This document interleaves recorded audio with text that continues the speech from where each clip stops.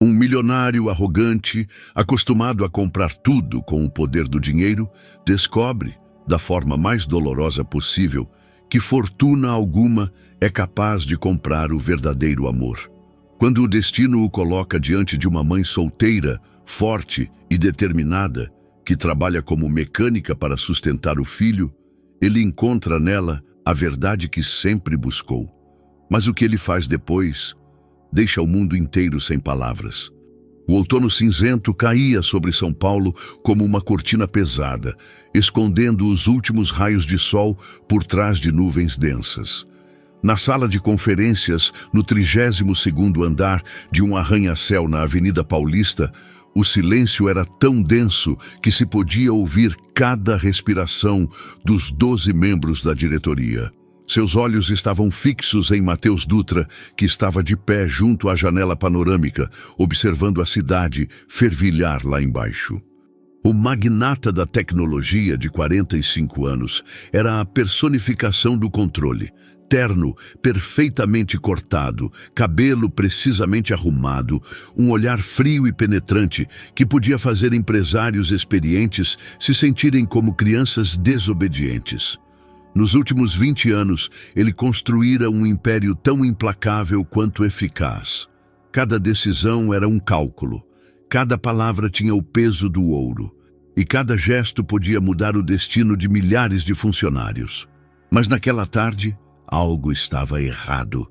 Matheus ouvia a apresentação dos resultados trimestrais, observava os slides com gráficos de crescimento e indicadores de eficiência, quando de repente o mundo ao seu redor desacelerou.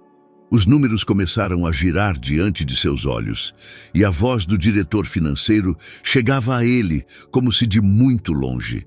No peito, sentiu uma estranha pressão, como se alguém estivesse lentamente apertando um nó invisível em seu coração. "Senhor presidente?", perguntou um membro da diretoria, incerto, notando sua ausência. Matheus virou-se da janela e olhou para os presentes. 12 homens em ternos azuis marinhos idênticos, com olhos igualmente vazios, que o olhavam com expectativa. De repente, ele se viu 20 anos antes, um jovem ambicioso que sonhava em mudar o mundo. O que acontecera com ele? Quando ele se tornara um desses homens sem cor, para quem os números eram mais importantes que as pessoas. As lembranças o atingiram como uma avalanche. A casa da família, onde as conversas giravam apenas em torno de sucesso e conquistas. O pai, que nunca tinha tempo para ele, a menos que fosse sobre suas notas na escola. A mãe, que amava mais o sucesso dele do que a ele mesmo. Anos construindo a empresa, durante os quais sacrificou tudo, amizades, relacionamentos, a própria saúde, pela visão de riqueza e poder. E agora ele tinha tudo o que sempre desejou. Bilhões nas contas, uma cobertura com vista para toda São Paulo, o respeito do mundo dos negócios, e sentia-se vazio como um balão murcho. "Está tudo bem?", insistiu o diretor financeiro, sua voz soando cada vez mais preocupada. Matheus tentou responder, mas as palavras lhe morreram na garganta. Olhou novamente pela janela para o céu cinzento que parecia refletir o vazio em sua alma. Naquele momento, no meio da reunião mais importante do trimestre, durante a apresentação de resultados que podiam afetar o futuro de milhares de pessoas, Matheus Dutra sentiu que não podia mais fingir. Sem uma palavra, sem explicações, sem sequer um olhar para os membros da diretoria atônitos, ele se virou e caminhou em direção à porta. Seus passos ecoaram no silêncio da sala de conferências. Alguém exclamou seu nome, outro se levantou da cadeira, mas Matheus já passava pelo portal, deixando para trás o mundo que por décadas fora seu tudo. Os corredores da empresa, que ele conhecia de cor, de repente pareciam estranhos e hostis. A assistente tentou detê-lo, mas ele passou por ela sem ouvir suas palavras. O elevador descia infinitamente, cada andar significando um passo a mais em direção a algo desconhecido e aterrorizante. Quando saiu para a rua, as primeiras gotas de chuva atingiram seu rosto. São Paulo se preparava para uma tempestade de outono e ele estava no meio da Avenida Paulista, com um terno valendo mais que o salário mensal de um brasileiro médio, sentindo-se mais perdido do que nunca na vida. A chuva caía, cada vez mais forte, transformando as ruas de São Paulo em superfícies espelhadas que refletiam as luzes neon. Mateus caminhava sem rumo, seus sapatos de couro estalando no asfalto molhado, e o terno caro absorvia a água como uma esponja. As pessoas passavam apressadamente, abrigando-se sob guarda-chuvas, lançando olhares estranhos para o homem elegantemente vestido que caminhava sob a chuva como se não a sentisse. Ele não se lembrava da última vez que havia caminhado a pé por São Paulo. Sempre havia um motorista, sempre um BMW climatizado, sempre a rota mais curta do ponto A ao ponto B. Agora, cada passo era uma descoberta. O cheiro da folha molhada, o som de um ônibus virando a esquina, o riso de crianças brincando em poças apesar da chuva. As lembranças voltavam em ondas, cada uma mais dolorosa que a anterior. Ricardo Almeida, seu melhor amigo de infância que o ajudara a fundar a empresa. Como ele o tratara friamente durante aquela fusão, quando teve que escolher entre sentimentos e lucro. Ele escolheu o lucro, sempre escolhia o lucro. O telefone em seu bolso vibrava sem parar. Provavelmente a assistente, talvez os membros da diretoria ou talvez jornalistas. A notícia de sua saída repentina da sala de conferências provavelmente já se espalhara por todo o ambiente de negócios. Mas Mateus não tinha forças nem para olhar a tela. Depois de horas vagando pela cidade, ele se viu no Parque Ibirapuera. Um banco sob uma velha paineira parecia ser o único lugar na terra onde ele podia parar. Sentou-se pesadamente, sem se importar com a madeira molhada, e pela primeira vez em anos permitiu-se o luxo que nunca tivera. Um momento de existência sem propósito. A chuva parou, mas as nuvens ainda pairavam baixas sobre a cidade. O parque esvaziava. Os últimos passeadores haviam se refugiado em suas casas, e Mateus estava sentado sozinho, observando as gotas escorrendo das folhas. No bolso, o telefone silenciava e voltava a tocar, mas seu dono parecia estar em outro mundo. Ele pensava em sua mãe, que falecera há 3 anos. Mesmo no leito de morte, ela falava de seus sucessos, de como estava orgulhosa de suas conquistas. Nunca disse que o amava, nunca perguntou se ele estava feliz. O amor dela era condicional. Existia apenas se ele fosse o melhor, o mais rico, o mais inteligente. O pai, se ainda estivesse vivo, provavelmente já teria sabido do incidente de hoje. Mateus não falava com ele desde o funeral da mãe. O que o velho diria? Provavelmente o mesmo de sempre.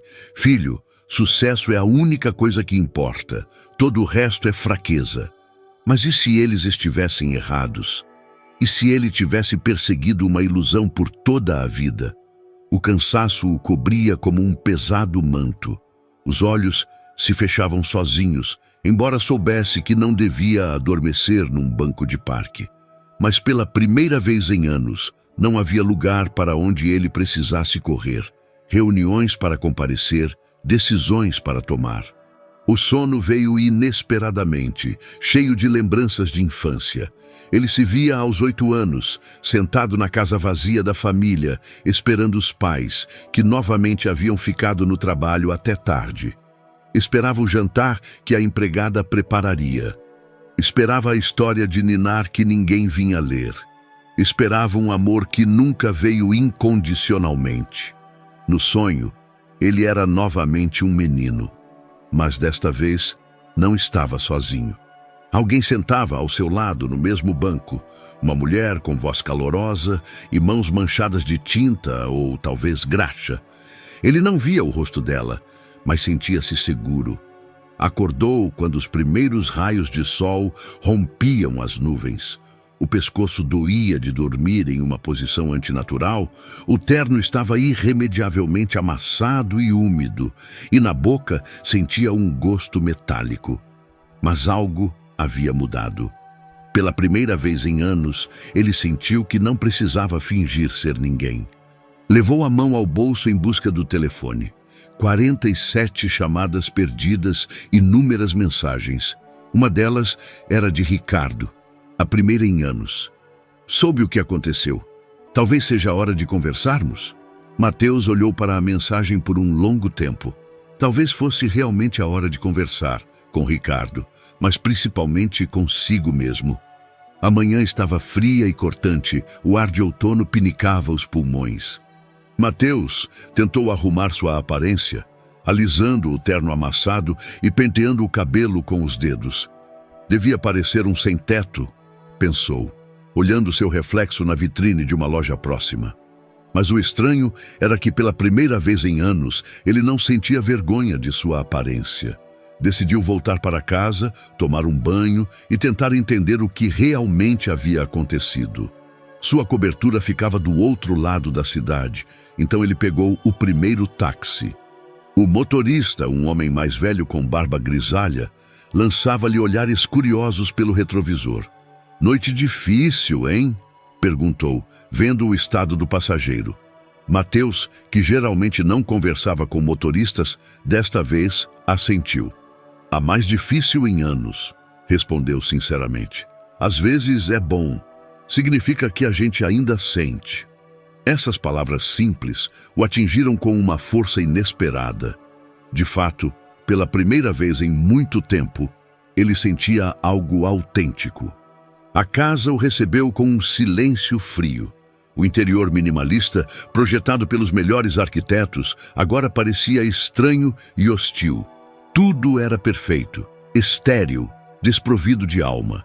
As paredes eram adornadas com quadros abstratos, comprados não por amor à arte, mas como investimentos. Os móveis eram bonitos, mas desconfortáveis. A casa, que custara milhões, não parecia um lar. O banho trouxe alívio ao corpo, mas não à mente. Vestido com roupas confortáveis, jeans e um suéter que estavam no armário, intocados por anos, Mateus sentou-se junto à janela panorâmica com uma xícara de café. A vista de São Paulo era deslumbrante, mas agora ele via nela apenas a distância da vida real. O telefone tocava sem parar.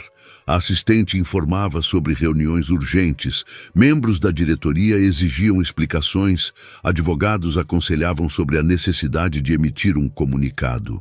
Mateus ouvia essas vozes como um zumbido distante. Finalmente, desligou o telefone. À tarde, decidiu sair. Não tinha um destino específico. Queria apenas ficar longe de tudo o que associava à sua antiga vida. Entrou em seu BMW, um dos 5 carros que possuía, e seguiu em direção à periferia da cidade. Dirigiu por bairros que nunca antes visitara. Conjuntos habitacionais, pequenas lojas, parquinhos cheios de crianças. As pessoas pareciam comuns, reais. Riam, discutiam, davam as mãos. Viviam.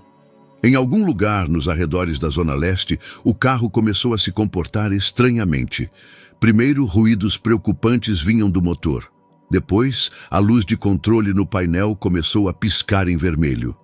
Mateus, que sabia sobre carros o mesmo que um usuário comum, parou no acostamento sentindo uma crescente inquietação.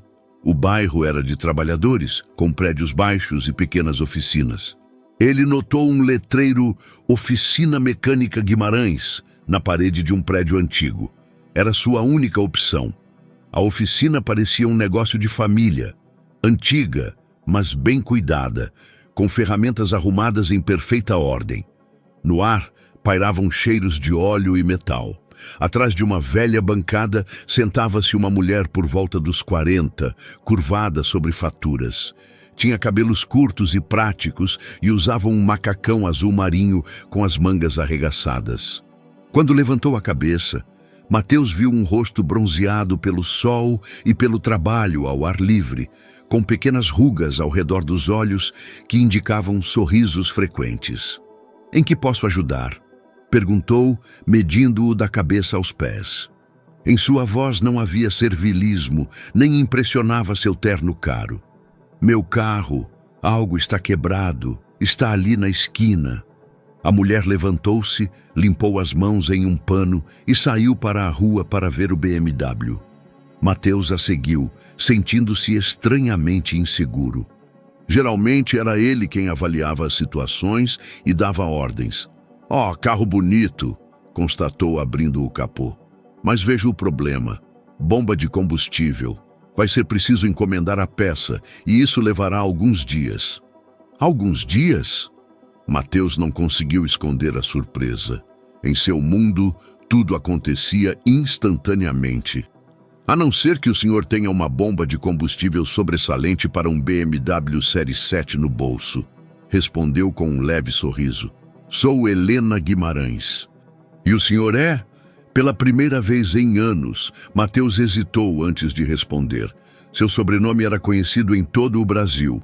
Aparecia em capas de revistas de negócios e em programas de notícias. Mas olhando nos olhos simples e diretos de Helena, ele decidiu ser apenas ele mesmo. Mateus Dutra. Helena olhou para ele atentamente, como se tentasse decifrar um enigma. Seus olhos eram cinzentos como o céu de outono, mas quentes, cheios de uma inteligência que nada tinha a ver com diplomas acadêmicos ou sucessos nos negócios. Era uma sabedoria de vida, adquirida com trabalho duro e experiência. "Dutra?", repetiu seu sobrenome, franzindo a testa. "Parece familiar. Não nos conhecemos?" Mateus sentiu um aperto no estômago. Talvez ela o tivesse reconhecido. Talvez seu rosto nas capas de revistas fosse mais conhecido do que ele pensava. Mas Helena logo balançou a cabeça. "Não, estou enganada. Deve ser por causa daquele sujeito da televisão. Também tem um sobrenome parecido." Ela encolheu os ombros. "De qualquer forma, Sr. Mateus, o senhor tem um problema. A peça custará cerca de R$ 2.000, mais a mão de obra. Pode deixar o carro e voltar na semana que vem?" R$ 2.000, uma quantia que ele geralmente gastava em uma única refeição em um restaurante exclusivo. Ele pegou a carteira para pegar o cartão de crédito, mas Helena balançou a cabeça. "Não temos maquininha, só dinheiro em espécie."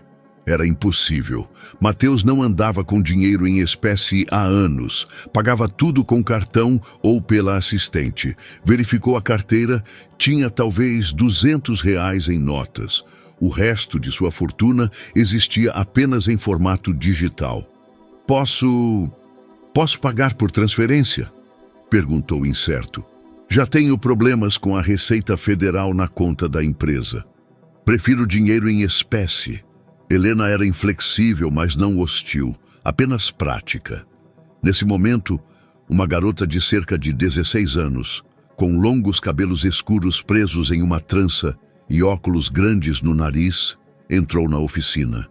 Carregava uma mochila cheia de livros e tinha nos olhos o mesmo olhar inteligente de Helena. "Oi, mãe. Como está o dia?" perguntou, jogando a mochila em uma cadeira. "Fraco, querida. Temos um cliente com um BMW estragado e problemas de dinheiro." Helena sorriu para a filha com uma ternura que fez Mateus sentir uma estranha dor no peito. Era assim que parecia o amor incondicional? "O senhor pode pegar um empréstimo no banco?" sugeriu a garota com uma ajuda ingênua. Helena soltou uma risada. "Tudo bem, não vamos complicar. O senhor Mateus pode deixar o carro como garantia. Quando trouxer o dinheiro, ele pega o carro de volta." Mateus nunca se encontrara em tal situação. A vida inteira tivera acesso a dinheiro, crédito, financiamento. Mas agora, parado em uma pequena oficina diante de uma mulher que o tratava como qualquer outro cliente, ele se sentiu impotente. "E se eu não tiver como conseguir o dinheiro em espécie?" perguntou, sentindo-se tolo no momento em que fez a pergunta. Helena e sua filha trocaram olhares. A filha foi a primeira a quebrar o silêncio. "Mãe, você se lembra de como o seu João não podia pagar pelo conserto do trator? Ele trabalhou na oficina para pagar." "Tudo bem, não seja boba", repreendeu a Helena, mas um brilho de diversão surgiu em seus olhos. Mateus olhou para a garota. Havia algo nela que o intrigava, uma autoconfiança que não vinha da arrogância, mas de um conhecimento profundo. Na bancada estavam seus livros: matemática, física, informática. Tudo em um nível que parecia avançado demais para sua idade. E talvez não seja uma má ideia, disse de repente, surpreendendo-se. Eu sei trabalhar. Helena olhou para ele com incredulidade, observando suas mãos limpas e seu suéter caro. Trabalhar na oficina não é brincadeira, Sr. Mateus. Não é ficar sentado atrás de uma mesa. Eu sei aprender. O silêncio que se seguiu estava cheio de tensão. Helena o observou atentamente, como se tentasse ver algo além da fachada externa. Finalmente ela suspirou. Tudo bem, podemos tentar, mas aviso, se o senhor não acompanhar o ritmo ou apenas atrapalhar, o acordo será encerrado. E sem tratamentos especiais, o senhor terá que trabalhar como todos. Mateus assentiu, sem entender completamente o que estava decidindo. Mas algo no olhar de Helena e na simples bondade de sua filha o fez ficar. Pela primeira vez em anos, ele sentiu que poderia aprender algo. Não sobre negócios, não sobre dinheiro, mas sobre a vida. Quando começo? Perguntou. Amanhã às 7 da manhã, e sugiro que se prepare para um trabalho sujo. Ao sair da oficina, ele ainda ouviu a conversa entre mãe e filha. Você acha que ele vai aguentar? Perguntava a garota. Sinceramente, não sei. Mas talvez precise aprender um pouco de humildade. Às vezes, até os ricos precisam ver como é a vida real. A manhã começou brutalmente. O despertador tocou às 6, o que para Mateus, acostumado a acordar às 10, era uma verdadeira tortura. Durante toda a noite, ele não conseguiu dormir, pensando no que havia decidido.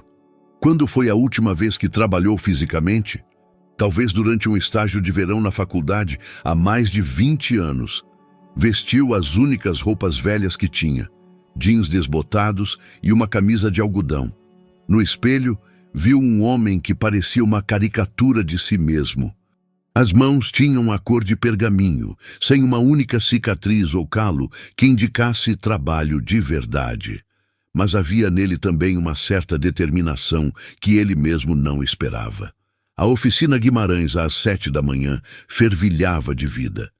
Helena já estava em um motor de Fiat velho desmontado, com um macacão sujo, o cabelo preso com um elástico prático.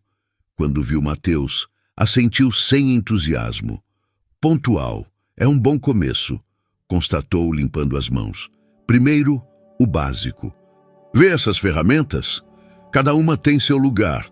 Na oficina, a ordem é fundamental. Se perder uma chave, perde-se um dia inteiro de trabalho.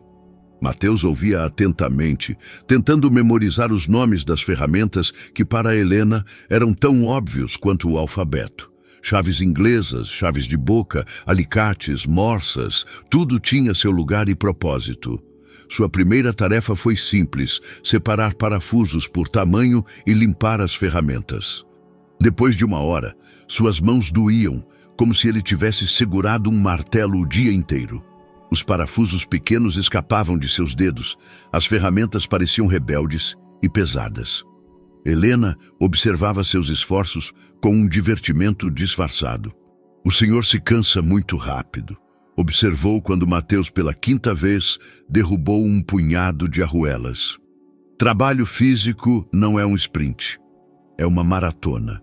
É preciso encontrar o ritmo. Há quanto tempo a senhora faz isso?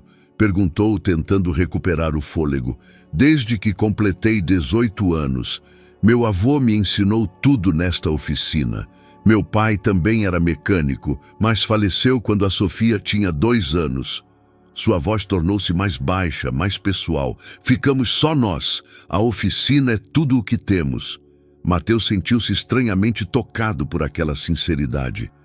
Em seu mundo, as pessoas raramente compartilhavam histórias pessoais, especialmente com alguém que conheciam desde o dia anterior. À tarde, Sofia chegou da escola e ocupou seu lugar na pequena bancada no canto da oficina, fazendo os deveres de casa. Mateus notou que ela podia passar horas sobre o livro de matemática, completamente absorta em complexas equações. Sua filha é muito boa em matemática, disse a Helena enquanto lavavam as mãos após o trabalho. Ela é meu tesouro. Helena sorriu calorosamente. Tem uma cabeça para os estudos. Quer fazer ciência da computação, talvez até na Politécnica. Só que... Ela parou, como se tivesse dito mais do que queria. Só que o quê? Mateus estava realmente curioso. A Sofia é muito talentosa, mas na escola a ignoram. Talvez porque somos de um bairro de trabalhadores, talvez porque ela seja filha de mãe solteira. Os professores têm seus favoritos. Em sua voz havia frustração e impotência. Mateus olhou para a garota curvada sobre os exercícios. Eram equações diferenciais, matéria de primeiro ano de faculdade de tecnologia. Para uma garota de 16 anos, era uma conquista impressionante. E talvez eu possa ajudá-la? Sugeriu impulsivamente. Eu tive matemática na faculdade de economia. Helena olhou para ele com surpresa.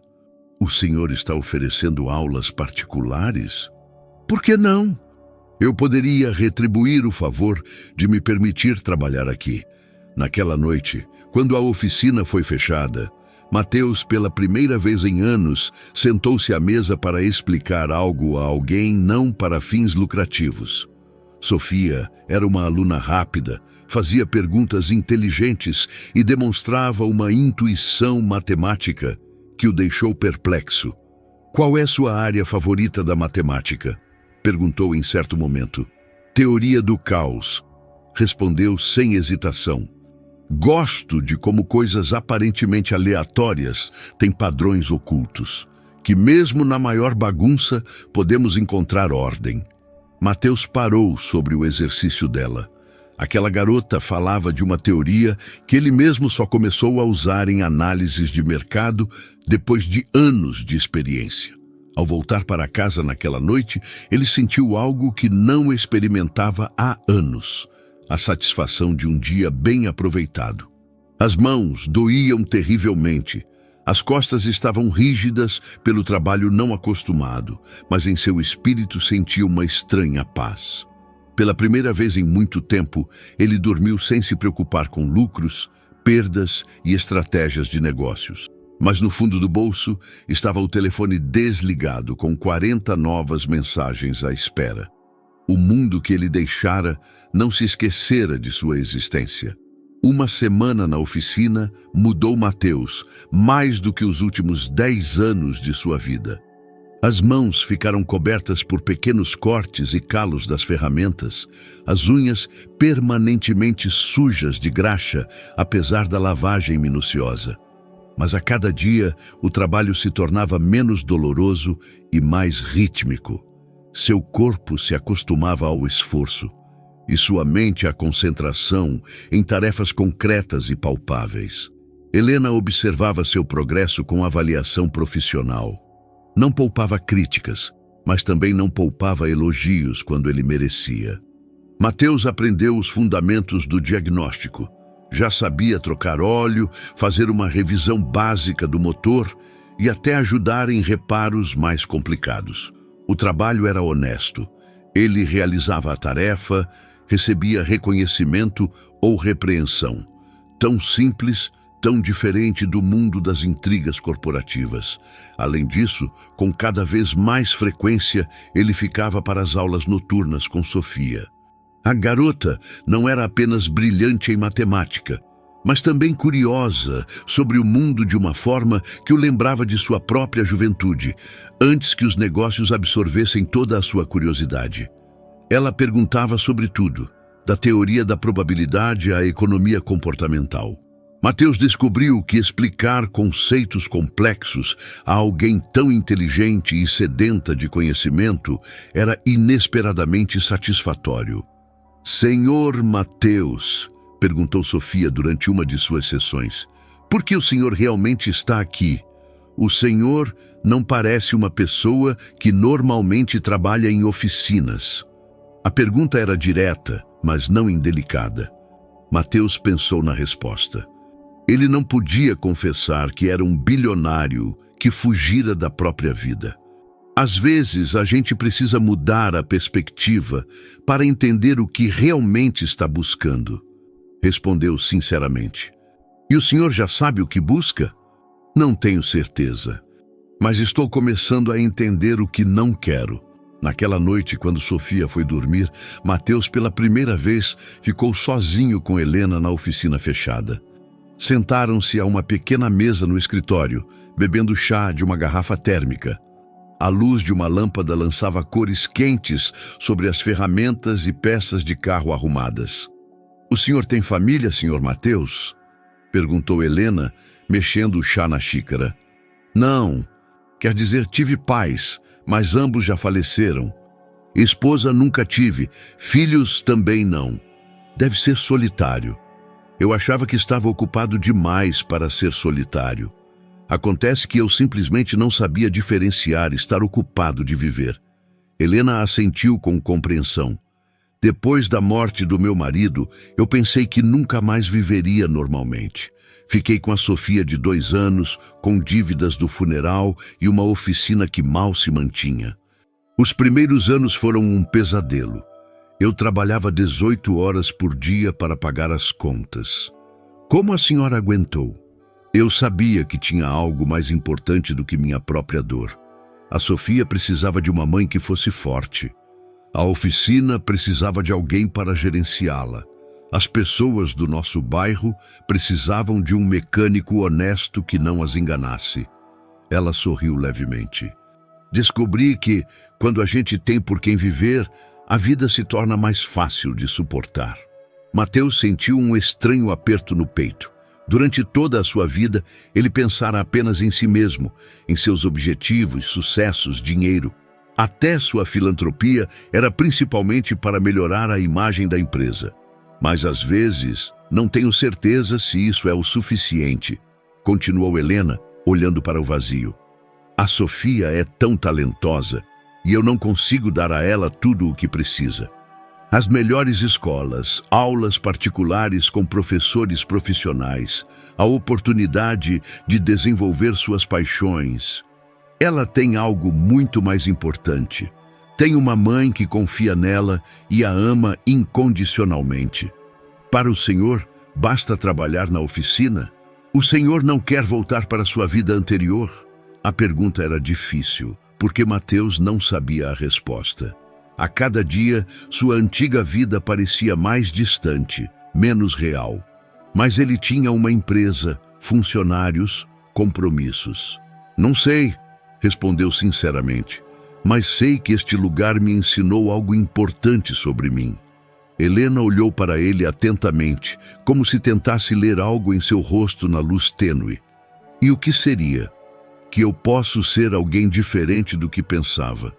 Que eu sei trabalhar com as mãos, que sei ser paciente, que sei desfrutar de coisas simples." Ele parou antes de dizer demais. "E que sei me importar com alguém além de mim." Instalou-se um silêncio que não era constrangedor. Ambos beberam chá, ouvindo os sons da cidade do lado de fora das janelas.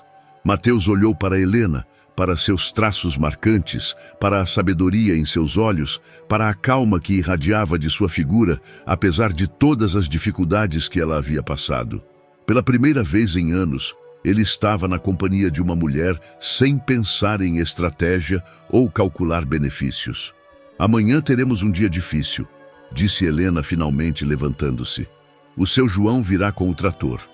Será um verdadeiro teste para suas habilidades." Quando Mateus voltava para casa, sentia o peso do telefone desligado no bolso. Ele sabia que, eventualmente, teria que acertar as contas com aquele mundo. Mas não naquela noite. Naquela noite, ele queria apenas desfrutar do sabor do chá na língua e do caloroso sentimento de pertencimento que encontrara na oficina Guimarães pela primeira vez na vida. O trator do seu João era uma relíquia dos anos 70. uma besta maciça e laranja que o servia há mais de 30 anos.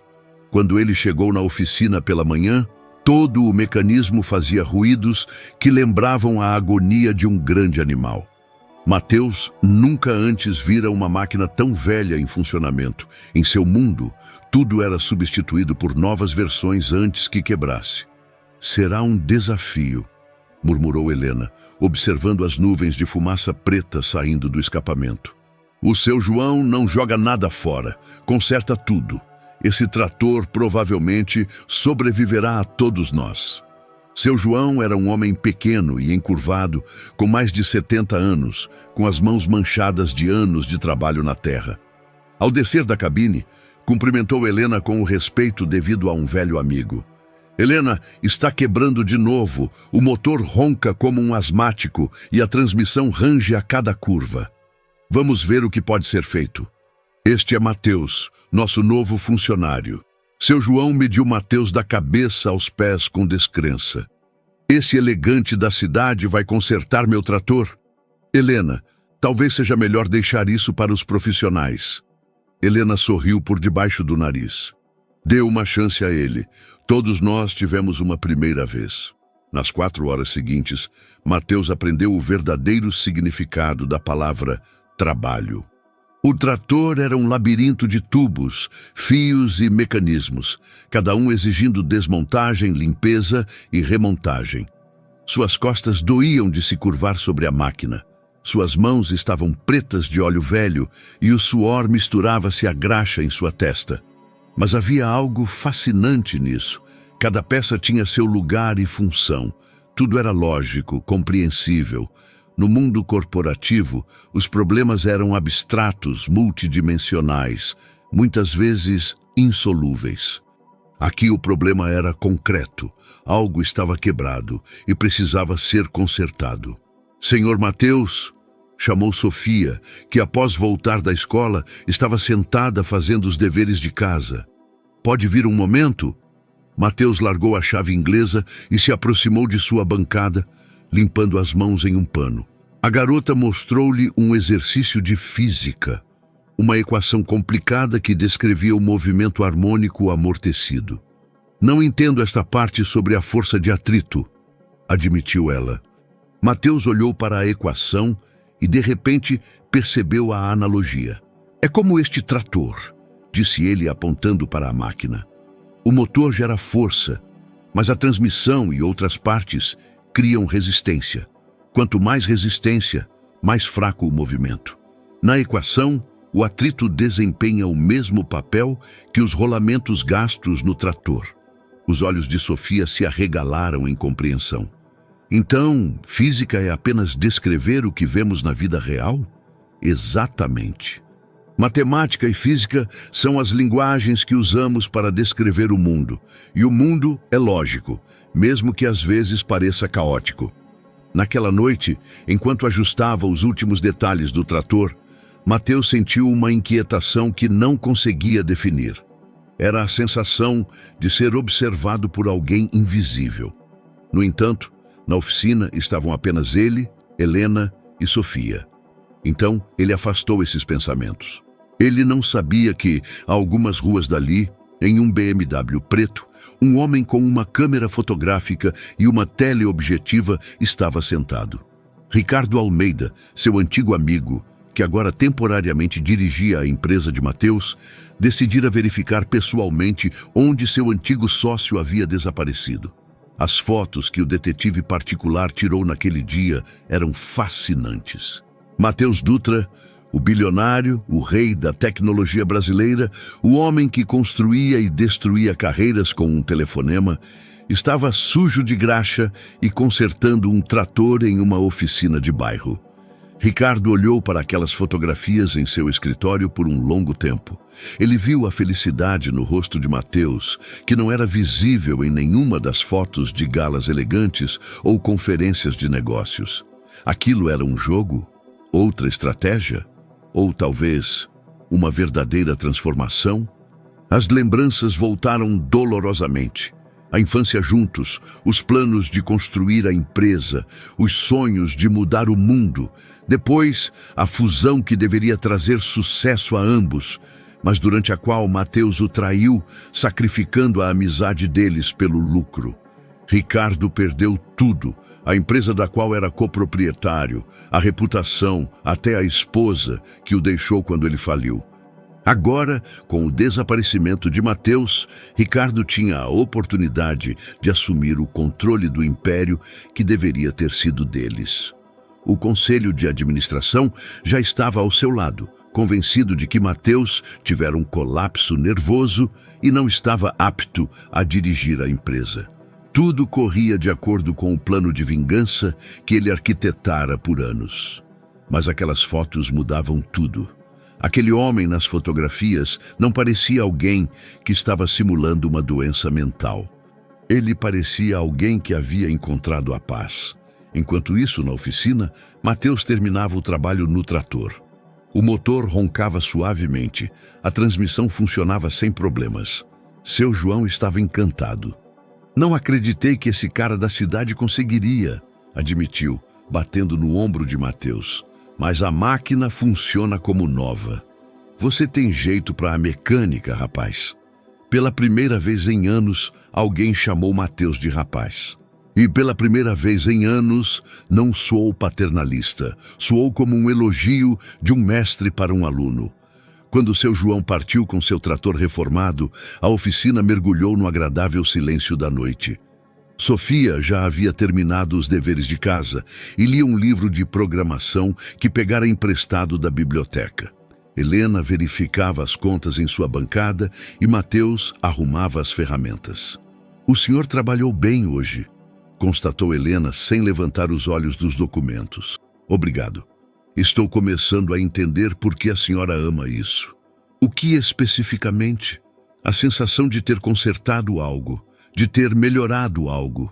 Na minha vida anterior, tudo era abstrato, lucros, perdas, projeções. Aqui, vejo o resultado do meu trabalho." Helena finalmente levantou a cabeça e olhou para ele. "E o senhor não sente falta daquela vida anterior?" A pergunta pairou no ar. Mateus pensou na resposta, pois ele mesmo não tinha certeza. "Sinto falta da autoconfiança que o poder me dava. Mas não sinto falta do homem que eu era." Naquela noite, quando Mateus voltou para sua cobertura vazia, seu telefone desligado já mostrava mais de 100 chamadas perdidas. O mundo que ele deixara estava começando a procurá-lo ativamente. A manhã trouxe os primeiros sinais do inverno que se aproximava. As folhas das árvores ao redor da oficina ganharam tons dourados e avermelhados, e o ar tinha uma acidez que anunciava dias mais frios. Mateus chegou ao trabalho mais cedo do que o normal. Ele descobriu que gostava desses momentos tranquilos antes da abertura da oficina, quando podia preparar as ferramentas e planejar o dia. Helena apareceu 15 minutos depois, com 2 xícaras de café fumegante e pães da padaria próxima. "Pensei que o senhor poderia estar com fome. Ouvi seu estômago ontem às 11. Era um pequeno gesto de carinho, mas Mateus sentiu um estranho calor no peito. Quando foi a última vez que alguém pensou em suas necessidades básicas?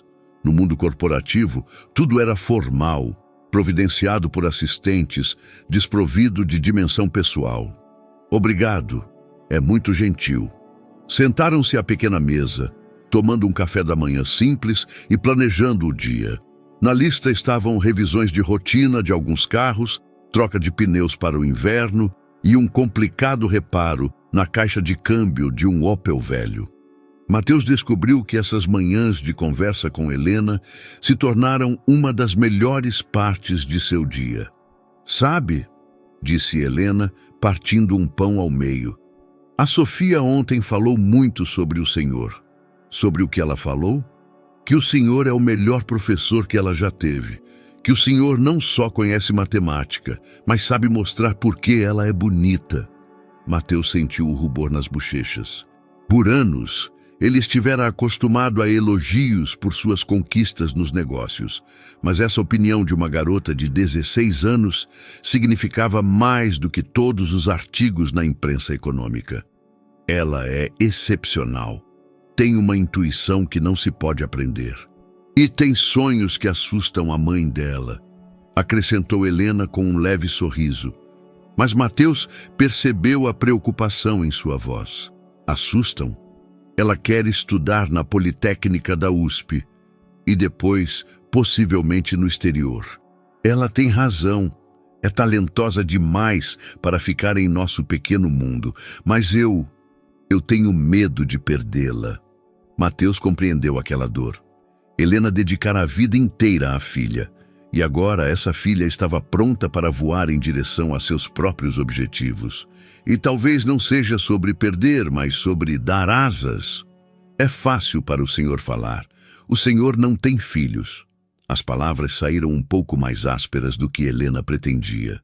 Por um momento, um silêncio constrangedor pairou. Mateus ponderou a resposta. A senhora tem razão. Não tenho filhos. Mas sei como é ser uma criança cujos pais tentam controlar sua vida. Meus pais queriam que eu fosse uma cópia dos sonhos deles de sucesso. E talvez por isso eu nunca tenha aprendido a viver para mim. Helena olhou para ele atentamente. Desculpe a franqueza, mas o que exatamente aconteceu com a sua vida anterior?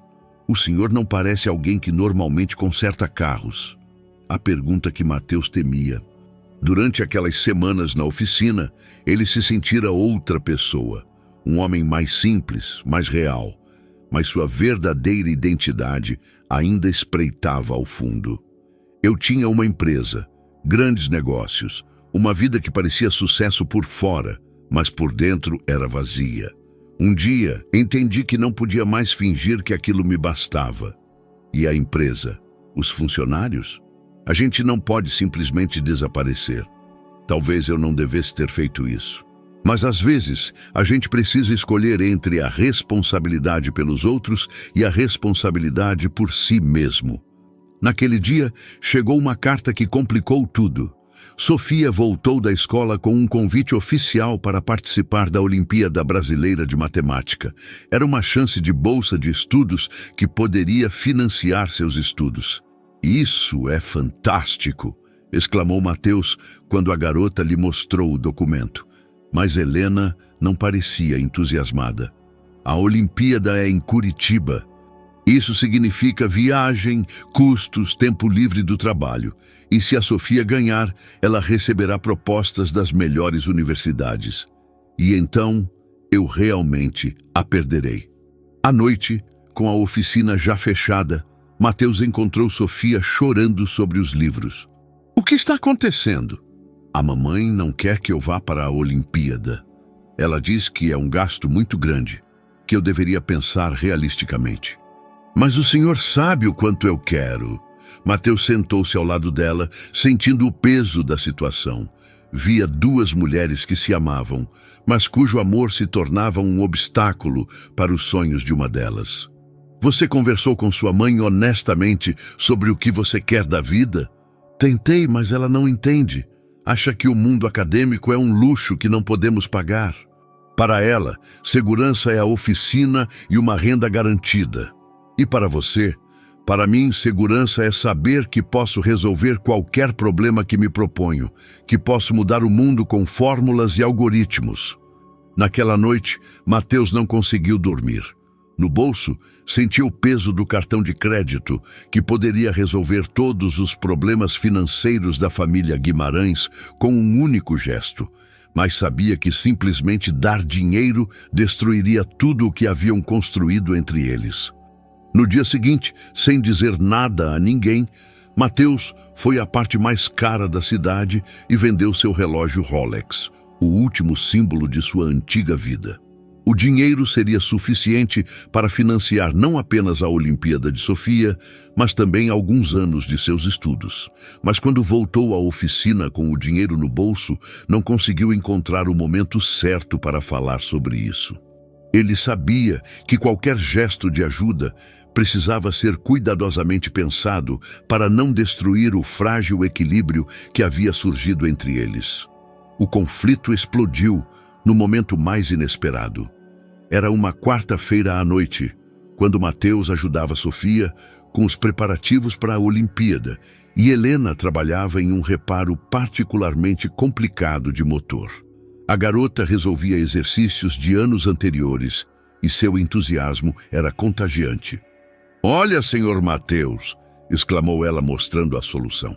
"Esta equação pode ser decomposta de 3 maneiras diferentes, mas apenas uma oferece uma solução elegante." Sua alegria era tão sincera que Mateus sentiu, ao mesmo tempo, orgulho e tristeza.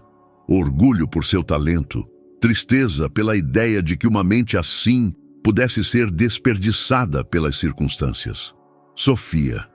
Helena largou a chave inglesa com um estalo. "Chega! Não vamos para nenhuma Olimpíada." O silêncio que se seguiu foi denso como névoa. A garota olhou para a mãe com descrença. "Mas mãe, sem mas, são sonhos que não são para nós. Temos a oficina, temos trabalho, temos uma a outra. Isso deveria ser suficiente." Mateus viu as lágrimas se acumulando nos olhos de Sofia, mas também o desespero na postura de Helena. Ele entendeu que não era uma questão de dinheiro, era medo. O medo de uma mãe, de perder a única pessoa que dava sentido à sua vida. "Talvez se as senhoras conversassem com calma." Ele começou com cautela. "O senhor não se intrometa." Helena o interrompeu com uma aspereza inesperada. "O senhor está aqui há algumas semanas e acha que entende nossa vida, é minha filha e minha decisão." Sofia levantou-se da mesa tão abruptamente que derrubou a cadeira. "Esta é a minha vida, não a sua. Não pode me tirar o futuro porque tem medo de ficar sozinha." As palavras caíram como um golpe. Helena empalideceu e em seus olhos apareceu uma ferida que Mateus não esperava ver. "Vá para o seu quarto, imediatamente." Não sou mais criança. Tenho 16 anos e sei o que quero." "Você não sabe nada da vida. Acha que o mundo vai esperar por você de braços abertos? Que sua inteligência será suficiente? Pessoas como nós não têm uma segunda chance." Sofia saiu correndo da oficina, batendo a porta. Ficaram apenas Helena e Mateus, entre os quais pairava um silêncio doloroso. Helena encostou-se à bancada, cobrindo o rosto com as mãos. Desculpe, eu não deveria ter me intrometido." "O senhor tem razão", disse ela em voz baixa, sem descobrir o rosto. "O senhor não entende.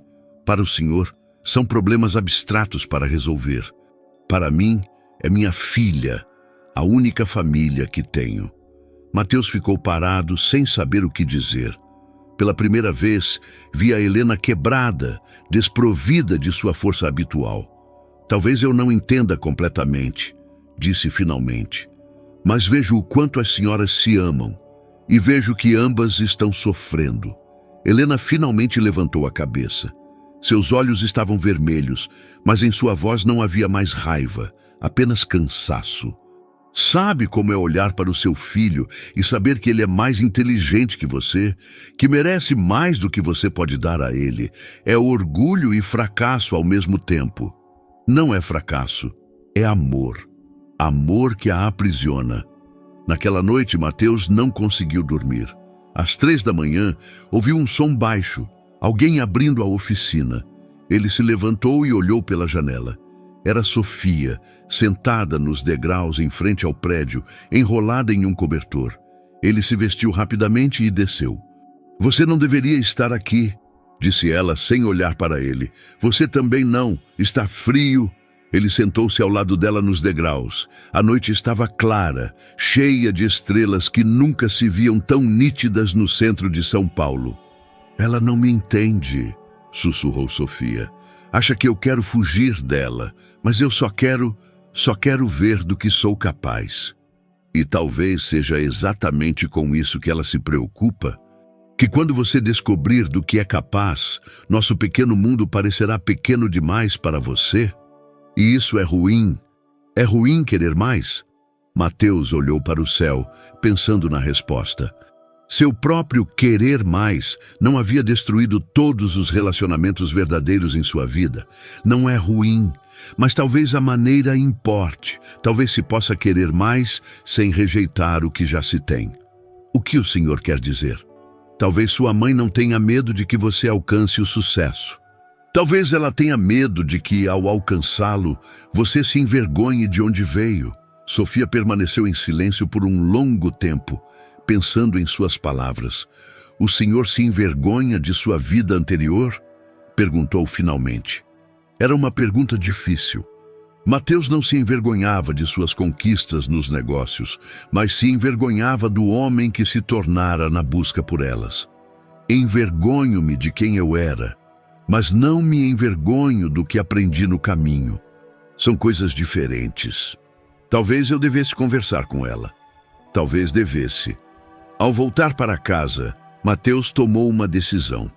No dia seguinte, depois do trabalho, foi ao banco mais próximo e depositou o dinheiro da venda do relógio em uma conta de bolsa de estudos anônima.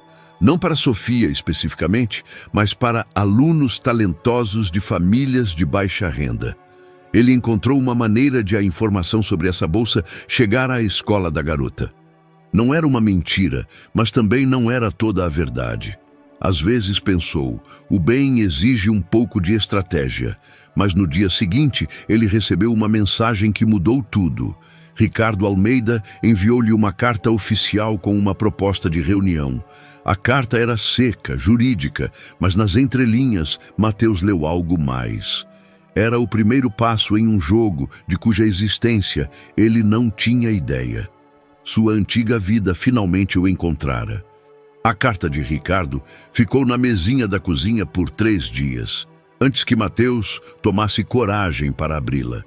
A cada manhã, ele olhava para o envelope com o logo da empresa que um dia considerou sua e sentia como o velho mundo tentava puxá-lo de volta. Na oficina, tudo parecia voltar ao normal. Helena e Sofia se reconciliaram após uma longa conversa, cujos detalhes Mateus desconhecia, mas o resultado era óbvio. A garota recebeu permissão para participar da Olimpíada e a mãe começou a falar sobre isso com cauteloso otimismo.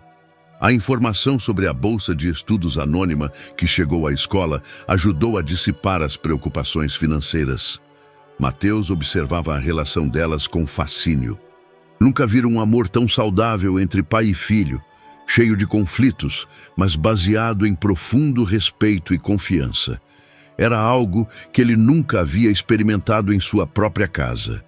Senhor Mateus, Sofia interrompeu seus pensamentos durante a aula noturna de matemática. O senhor já se arrependeu de suas decisões? Frequentemente. E por que você pergunta? Porque penso na Olimpíada. Se eu ganhar, receberei propostas das melhores universidades. Mas isso significa que terei que deixar minha mãe. E às vezes penso se isso é justo.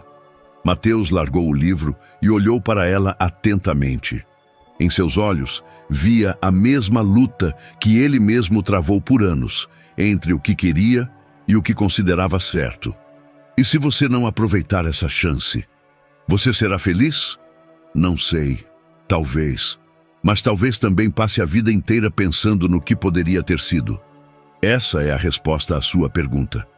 Viver sem arrependimento não significa não tomar decisões difíceis. Significa tomá-las com plena consciência das consequências. Naquela noite, com a oficina já fechada, Mateus finalmente abriu a carta de Ricardo. O conteúdo era breve, mas cheio de significado. Mateus, precisamos conversar. Sua empresa precisa de uma liderança estável e tem uma proposta que pode nos satisfazer. Encontre-me no sábado às 14 horas no café do Copan. Não me force a tomar medidas mais drásticas. Ricardo! Mateus leu essas palavras várias vezes, tentando entender a mensagem oculta. Medidas mais drásticas. Isso soava como uma ameaça. Mas uma ameaça de quê? O que Ricardo poderia saber sobre sua vida atual? Na sexta-feira à noite, enquanto ajudava Helena a fechar a oficina, ele lhe disse que no sábado teria um assunto importante para resolver e talvez não pudesse ir trabalhar. É a primeira vez que o senhor pede folga, ela observou. Deve ser algo importante. Sim, é. Um acerto de contas com o passado. Helena olhou para ele atentamente. Durante aquelas semanas, ela aprendera a ler seus estados de espírito, a perceber os momentos em que ele se tornava mais reservado, mais perdido. Isso significa que o senhor vai nos deixar? A pergunta pairou entre eles.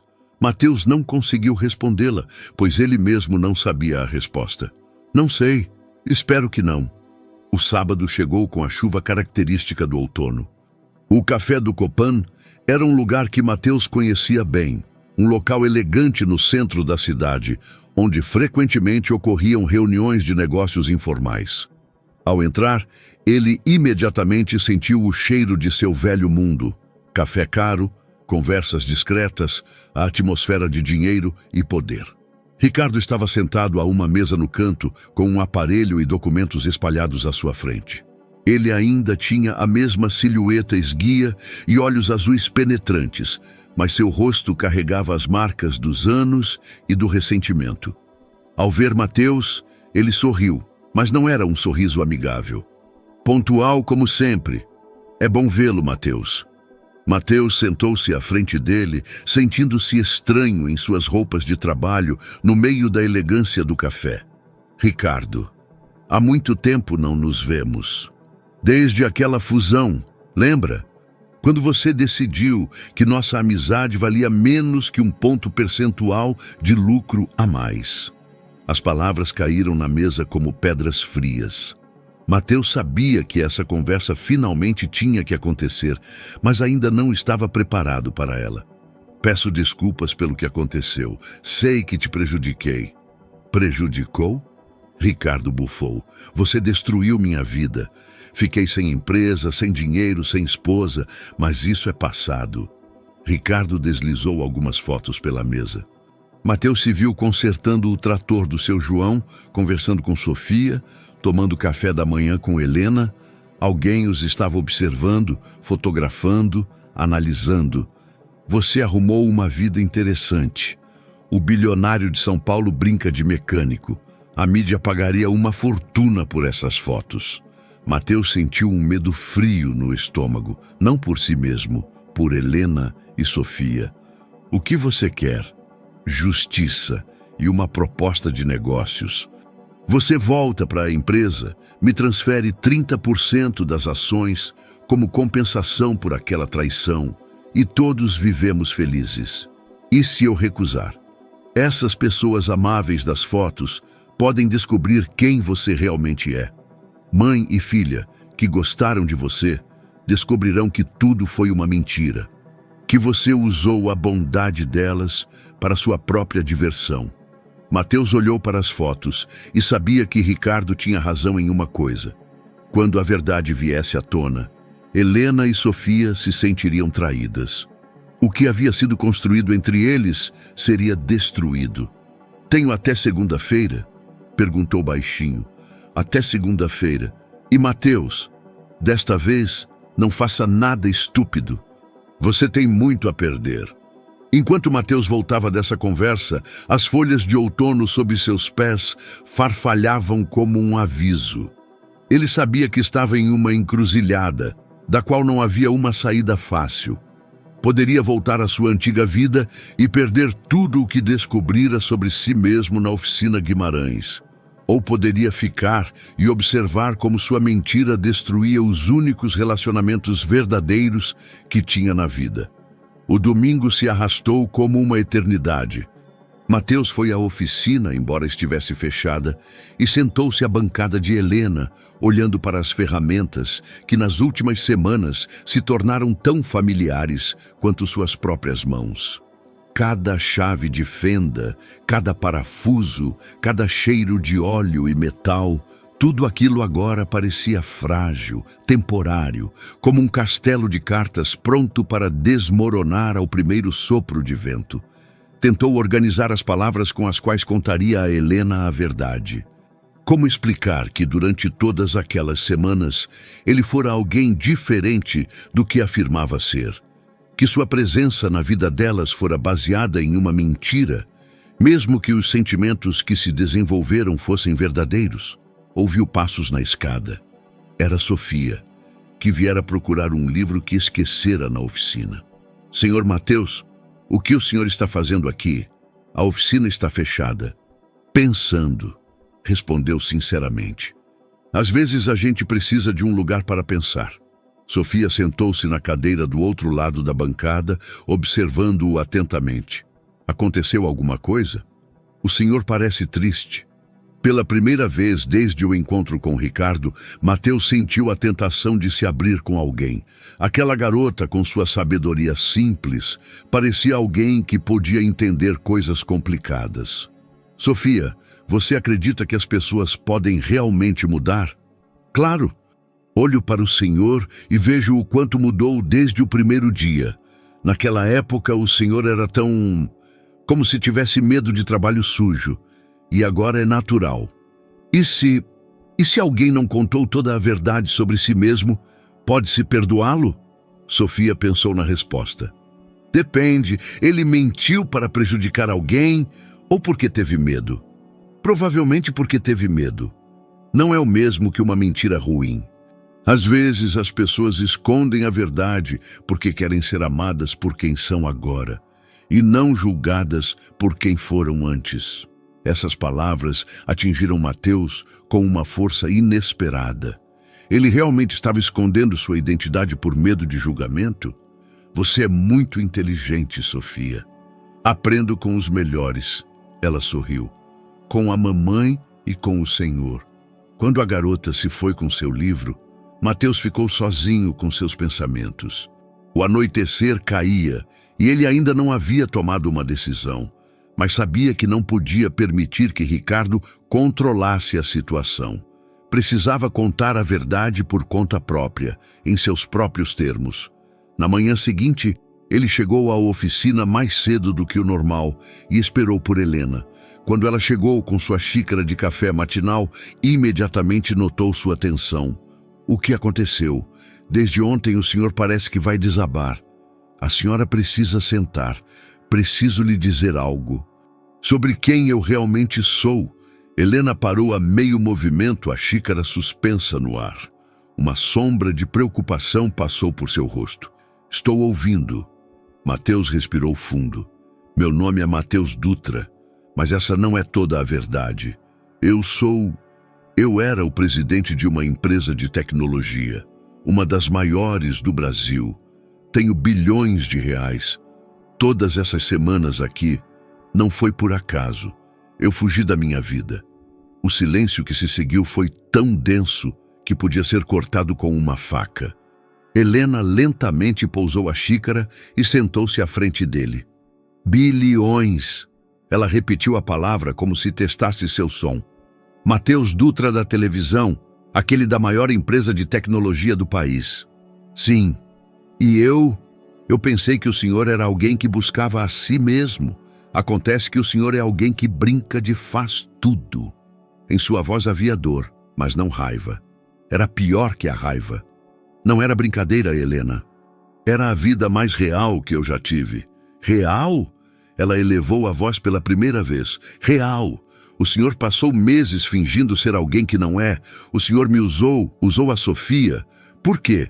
Porque estava entediado com sua riqueza? Porque eu estava vazio, disse baixinho. Eu tinha tudo e nada ao mesmo tempo. Aqui com vocês, pela primeira vez em anos, senti que era um ser humano e não uma máquina de fazer dinheiro.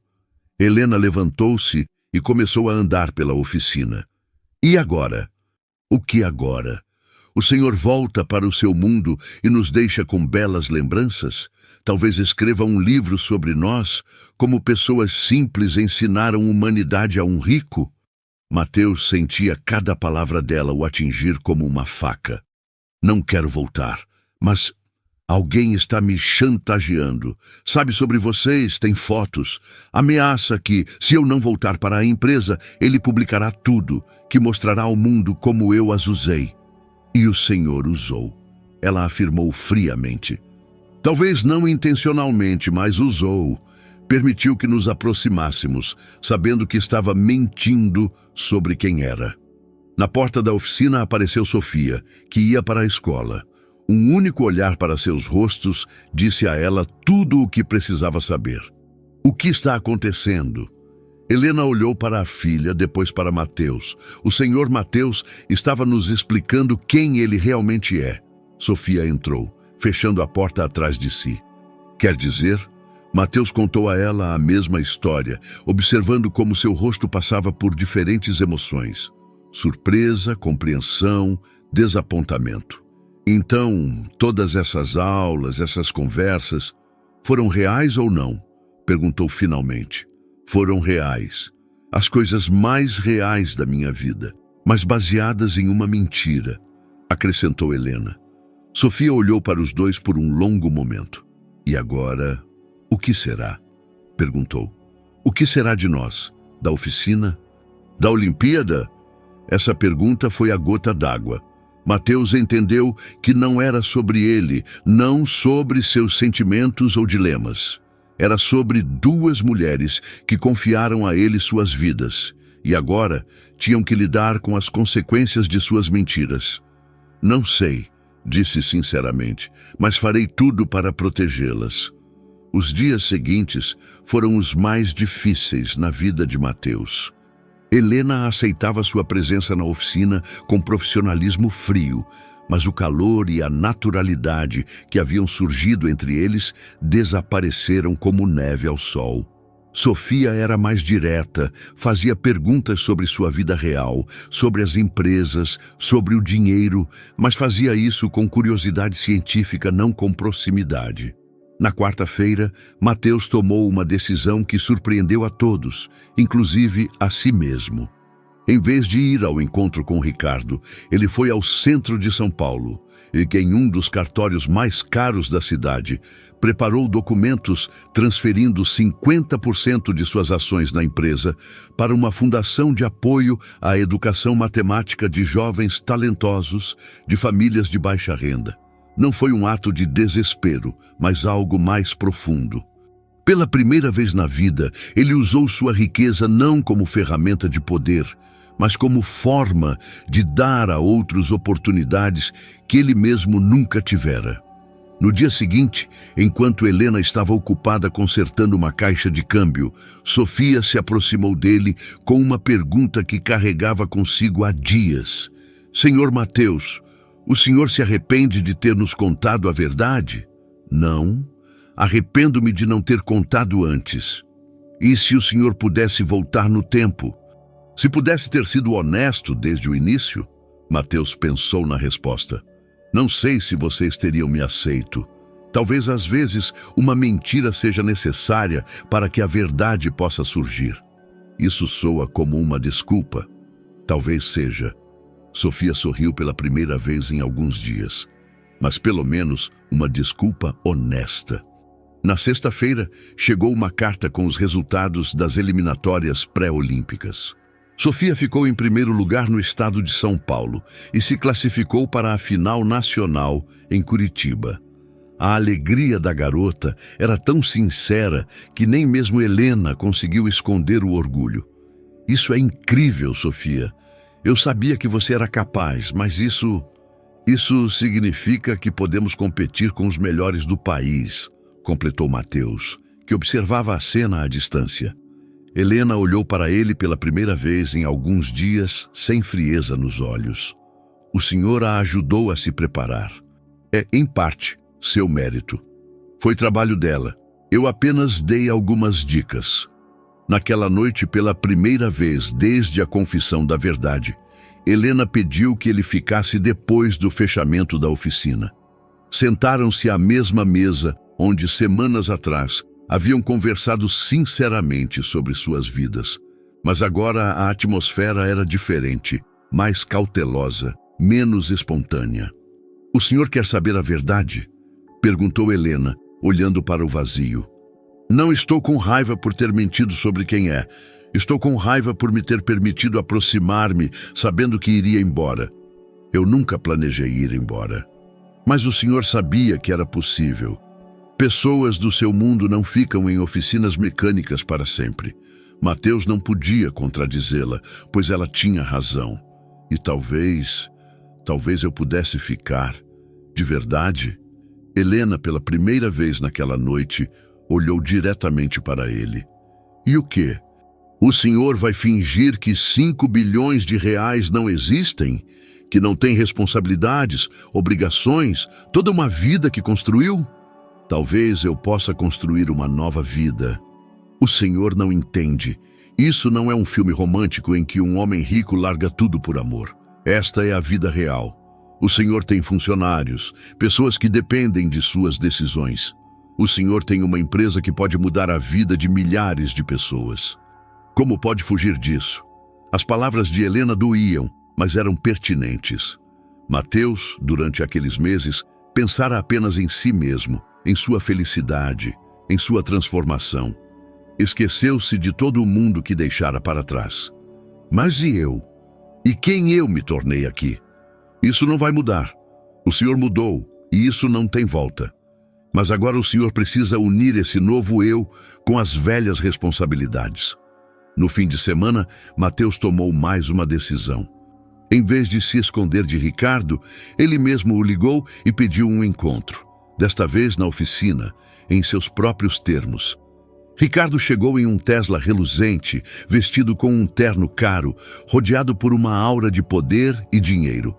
Ao entrar na oficina, sua expressão dizia tudo. Desprezo por aquele lugar, pelos cheiros de óleo, pela simplicidade daquele mundo. Então é aqui que você se esconde. Uma experiência sociológica interessante, mas é hora de voltar à realidade. Talvez você possa me responder uma pergunta, disse Mateus, sem interromper o trabalho no motor que estava consertando. Por que você está fazendo isso? Está se vingando daquela fusão ou realmente quer o bem da empresa? Ricardo ficou surpreso com a franqueza da pergunta. Não importa. Importa, porque se for por vingança, podemos resolver isso entre nós. Mas se for pela empresa, talvez devêssemos pensar em algo mais do que apenas poder. Em que, por exemplo? Mateus largou a chave e olhou para seu antigo amigo. No porquê afundamos? Em mudar o mundo para melhor. Talvez, em vez de lutar para ver quem vai governar o império, devêssemos pensar se esse império serve aos propósitos certos. Nesse momento, Helena e Sofia entraram na oficina. A garota carregava os resultados fresquinhos de mais testes preparatórios, todas as notas máximas. Ricardo observava a cena com fascínio. Viu Mateus parabenizar a adolescente com alegria autêntica, como Helena olhava para ele com uma mistura de orgulho e tristeza. Aquilo não era fingimento. Era um homem que realmente havia mudado. Tudo bem, disse Ricardo finalmente. Talvez seja mesmo hora de conversar, mas não aqui. Em um lugar onde possamos falar como profissionais. Depois que eles saíram, Helena se aproximou de Mateus. Aquele era o homem que o estava chantageando. Sim, mas acho que encontramos uma maneira de conversar. E agora, Mateus olhou para a oficina, para Sofia curvada sobre os exercícios, para Helena com as mãos sujas de graxa. Agora vou tentar unir dois mundos. Não sei se vai dar certo, mas preciso tentar. O encontro com Ricardo ocorreu em um local neutro, no café universitário, onde jovens os cercavam, conversando sobre o futuro, não sobre mágoas passadas. Mateus veio com suas roupas de trabalho, sem mais tentar esconder quem havia se tornado. Ricardo, embora ainda elegantemente vestido, parecia menos confiante do que no primeiro encontro deles. Então, começou Ricardo, eu pensei sobre o que você disse naquela oficina, sobre os objetivos pelos quais fundamos a empresa. E a que conclusões você chegou? Que talvez ambos nos perdemos no caminho. Você na busca por lucro, eu na busca por vingança. Mateus assentiu. Era uma resposta sincera que ele esperava. Tenho uma proposta, disse. Eu volto para a empresa, mas não como um ditador solitário. Criamos uma nova estrutura de gestão. Você recebe ações reais, não como compensação, mas como parceiro, e a empresa muda seu perfil de atuação. Em que direção? Na direção do que sonhávamos quando tínhamos 20 anos. Tecnologia que serve às pessoas, não apenas aos acionistas. Programas educacionais, apoio a jovens talentos, projetos sociais. Ricardo permaneceu em silêncio por um longo tempo, girando a xícara de café nas mãos. E essa sua nova família? O que será deles? Não é minha família, mas são pessoas que me ensinaram algo. E talvez o que me ensinaram deva influenciar como conduzimos os negócios. Pelas 2 horas seguintes, conversaram como nos velhos tempos, como jovens cheios de planos e sonhos. Estabeleceram os termos de colaboração que pareciam justos para ambas as partes. Ricardo obteve 40% das ações, a posição de co-presidente e influência real na estratégia da empresa. Mateus manteve o controle, mas não o poder absoluto. O mais importante, no entanto, foi o que concordaram sobre a direção do desenvolvimento da empresa. 20% dos lucros seriam destinados a uma fundação educacional. A empresa iniciaria um programa de estágio para estudantes talentosos de famílias de baixa renda. A primeira beneficiária desse programa seria Sofia Guimarães. Quando Mateus voltou à oficina, Helena imediatamente percebeu a mudança em sua postura. Ele estava mais calmo, mas ao mesmo tempo mais determinado. Como foi a reunião? Bem, volto para a empresa, mas com novas regras. Helena assentiu, como se esperasse isso. E quanto a nós? Depende de vocês. Gostariam que eu continuasse fazendo parte da vida de vocês, mas já como quem eu realmente sou. Sofia, que fazia os exercícios em sua bancada, levantou a cabeça. E o senhor ainda terá tempo para nossas aulas de matemática? Espero que sim, embora talvez de uma forma um pouco diferente. Então Mateus lhes contou sobre o programa de estágio, sobre a fundação, sobre as oportunidades que se abriam para Sofia. A garota ouvia com crescente entusiasmo, mas também com uma certa dose de descrença. Quer dizer que eu poderei estudar na melhor universidade sem sobrecarregar minha mãe financeiramente? Sim, mas só se você quiser. Ninguém te obriga a nada. Helena observava essa conversa com sentimentos mistos. Por um lado, via as perspectivas da filha se iluminarem. Por outro, sentia que esse mundo que Mateus oferecia poderia ser grande demais, rápido demais, impiedoso demais para Sofia. E a oficina? Perguntou. Eu ainda precisarei dela. Mateus sorriu. Talvez a oficina pudesse se tornar parte de um projeto maior, um lugar onde os jovens aprendem não apenas teoria, mas também habilidades práticas, uma combinação de ciência com ofício. Era uma ideia que surgira espontaneamente, mas quanto mais ele pensava nela, mais fazia sentido. Naquela noite, em sua cobertura, Mateus estava junto à janela, olhando para a cidade. Em alguns dias, ele voltaria à empresa, enfrentaria os jornalistas, explicaria sua ausência, convenceria a diretoria e os acionistas à nova estratégia. Seria difícil, mas pela primeira vez em anos, ele sentia que tinha um objetivo claro. O telefone tocou às 11. Era Helena. Desculpe ligar tão tarde, mas eu precisava lhe dizer. Sofia não consegue dormir de tanta emoção. É a primeira vez que a vejo tão animada com seu futuro. Que bom. E eu quero lhe agradecer por tudo. Por ter mostrado a ela que o mundo é maior do que ela pensava. Por ter me mostrado que se pode confiar em pessoas de fora do nosso círculo. Eu é que deveria agradecer. Vocês me ensinaram que a verdadeira riqueza não é dinheiro na conta, mas as pessoas que se importam com você. Será que ainda nos veremos, depois que o senhor voltar ao seu mundo?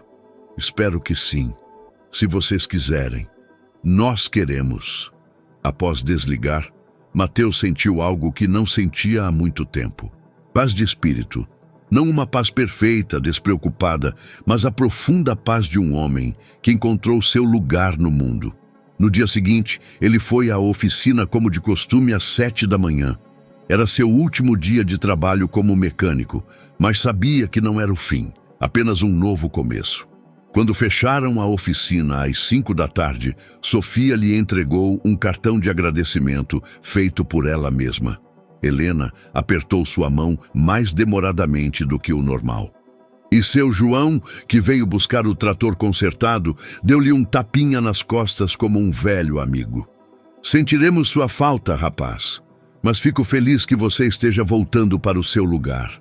Mateus entendeu que ele tinha razão. Seu lugar era onde ele podia usar suas habilidades e recursos para o bem dos outros. Mas a maneira como ele faria isso seria para sempre diferente. Um ano depois, no mesmo parque, no mesmo banco onde Mateus passara a primeira noite de sua transformação, os três se encontraram. O outono novamente pintava as folhas em tons de ouro e ferrugem. Mas desta vez, Mateus não sentia vazio nem desespero. Sentia gratidão. Sofia sentava entre ele e Helena, segurando nas mãos uma carta da Politécnica da USP. A confirmação oficial de sua aceitação no curso de Ciência da Computação com uma bolsa integral da fundação que Mateus havia criado. Ela tinha agora 17 anos. Estava mais alta, mais confiante, mas ainda mantinha a mesma curiosidade pelo mundo que tanto o fascinara um ano antes. Vocês se lembram de nossa primeira noite de aula de matemática? Perguntou ela, olhando para as folhas de outono. Eu pensava que o Sr. Mateus era um elegante estranho que brincava de mecânico. A mamãe pensava que o senhor fugiria assim que sujasse as mãos.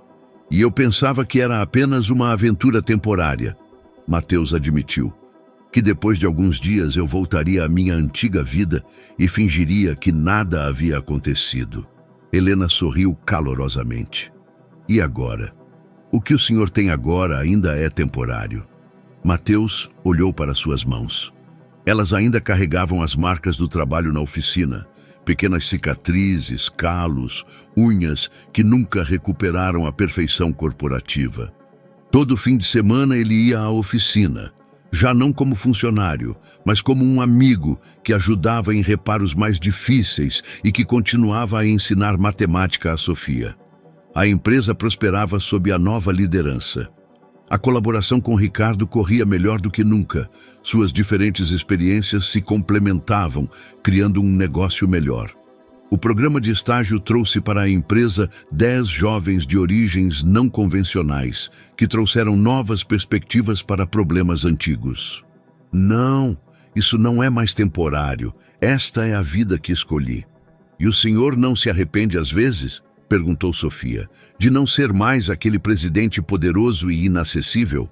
Arrependo-me apenas de uma coisa, que precisei de 45 anos para chegar à conclusão de que o verdadeiro poder não é controlar os outros, mas ajudá-los a controlar suas próprias vidas. Helena pegou na bolsa e tirou um pequeno pacote embrulhado em papel simples. Isto é para o senhor, de nós duas. Mateus abriu o presente com curiosidade. Dentro havia um pequeno medalhão de prata com a data gravada, o dia de seu primeiro encontro, e uma inscrição simples. Para um amigo que aprendeu a ouvir. Não sei o que dizer.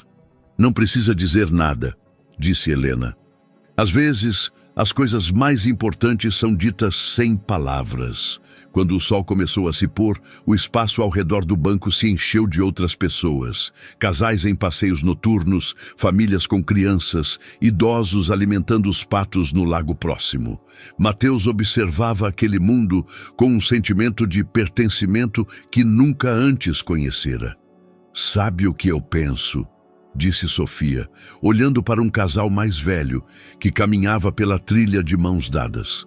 Penso que todo mundo merece que alguém esteja esperando em casa, que a gente tenha um lugar onde possa ser a gente mesma sem fingir. É um belo pensamento, Mateus concordou. Não é um pensamento, é um plano. A garota sorriu. Quando eu terminar a faculdade, quero criar um algoritmo que conecte as pessoas, não com base no que elas têm, mas no que elas são. Helena balançou a cabeça com diversão. Minha filha quer resolver os problemas do mundo usando a matemática. E por que não? Respondeu Mateus. Os problemas mais importantes do mundo são, na verdade, problemas de comunicação e compreensão. Talvez a matemática realmente possa ajudar.